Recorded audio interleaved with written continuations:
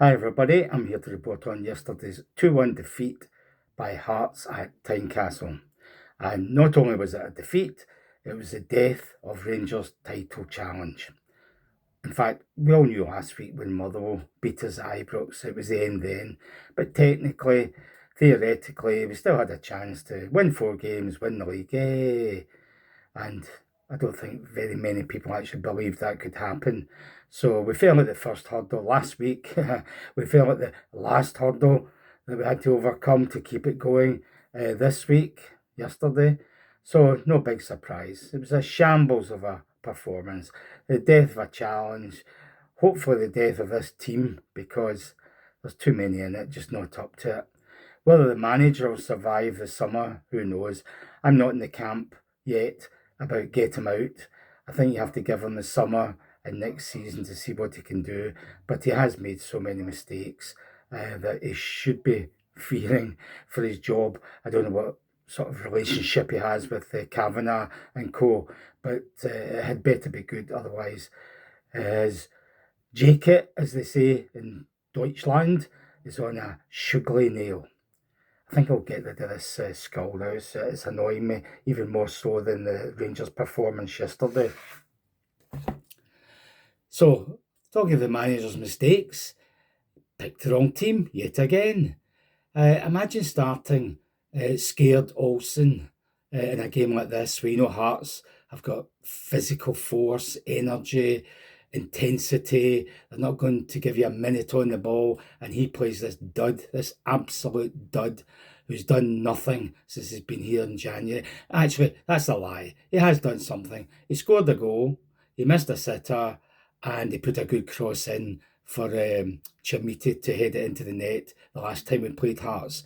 I'm not counting the assist that he gave to Chermiti for the overhead kick against Celtic. How can that be an assist when the guy has to go a yard back the way from where the cross should be to do an overhead kick? If it's an assist, he puts it right onto his head, not the guy having to do an overhead kick. So that's the sum total of Scared Olsen's contribution in 4 months.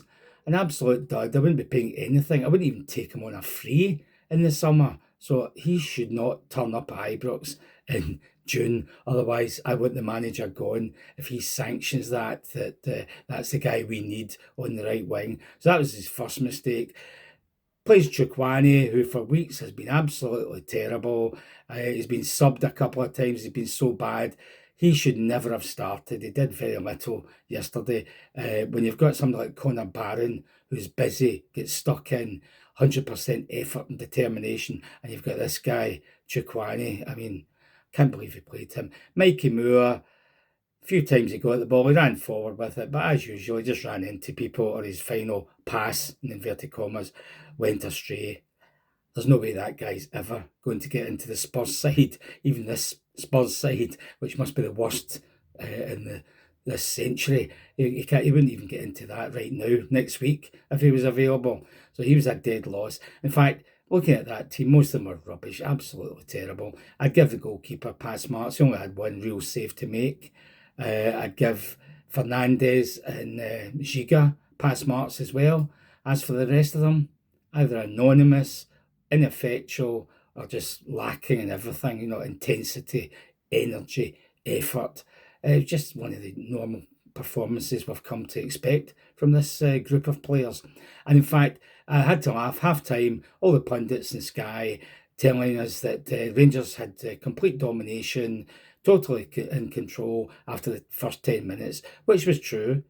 But the total control, apart from the one goal we scored, came from us playing at walking pace, just passing it 5 yards to each other in wee triangles, Harley getting forward, Harley getting into their box.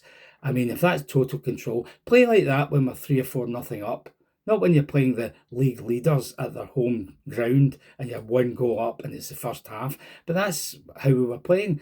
So if you go at that pace and lack of tempo and lack of energy, it's going to come back and bite you, which it obviously did.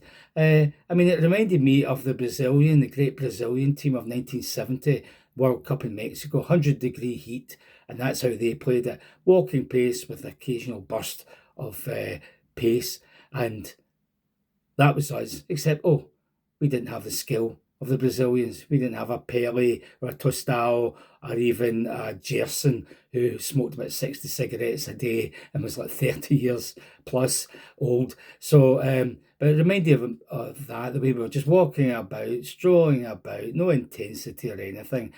The stats for the whole game showed we actually had the better numbers in every category except shots on target, and that was close. They only had 5, we had 3.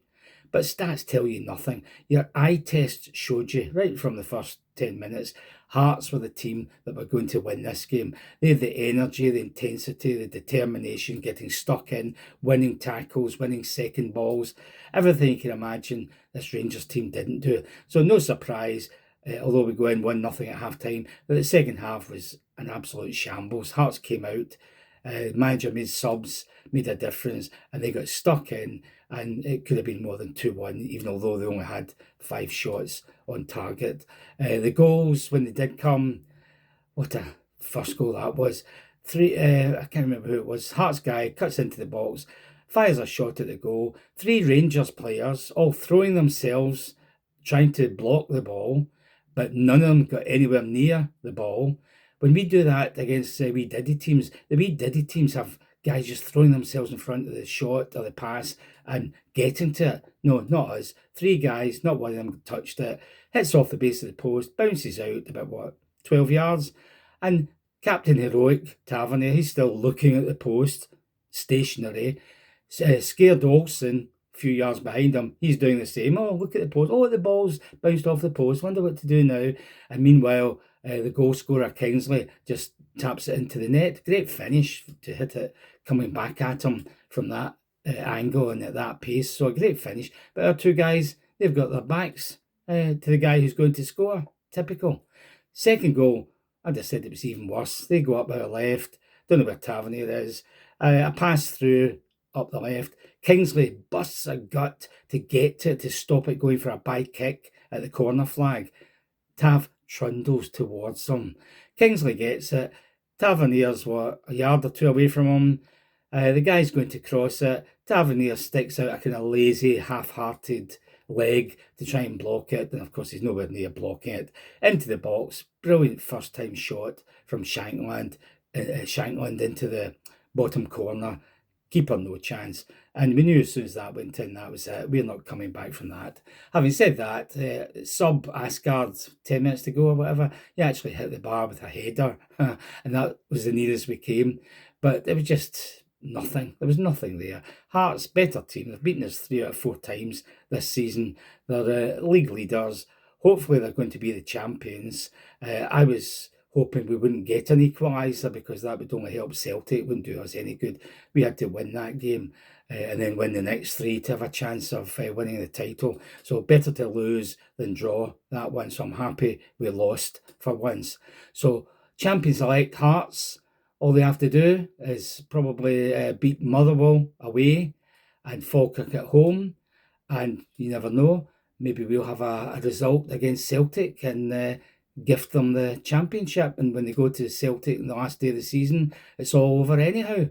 I can only hope that is the case because that would at least give us some pleasure. I know it's Schadenfreude and it's not really, shouldn't really be pleasurable, but it will be if Hearts go to Celtic and they've already won the league.